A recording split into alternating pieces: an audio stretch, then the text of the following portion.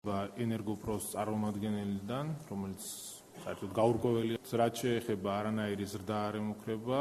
სრულად უსაფუძვლოა ის განცხადებები, რაც ელექტრონიკის ტარიფებთან დაკავშირებით გუშინ იყო რაღაც შეკითხვა. ის ტარიფს არ ემუქრება და იქნება შენარჩუნებული განცხადებები მასთან დაკავშირებით, რომ კამპანია გუშინ რაღაც საგორებული ტალღა.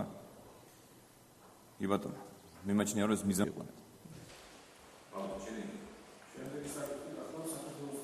სასწრაფო დახმარების სამსახურის ეფექტურ მუშაობას ხელს უშლიდა ორი ტიპის მიზეზები, ორი ტიპის პრობლემები. ერთი იყო ტექნიკური საავტომობილო პარკის, ეს პრობლემა გვარდება, კონტრაქტი გაფორმებულია და წლის ბოლომდე მთელი საქართველოს მასშტაბით განახლდება ავტოპარკი, ხოლო მეორე იყო რეგულაცია პრეჰოსპიტალურ ეტაპზე გადაწყვეტილების მიღების პრინციპები და მეთოდები.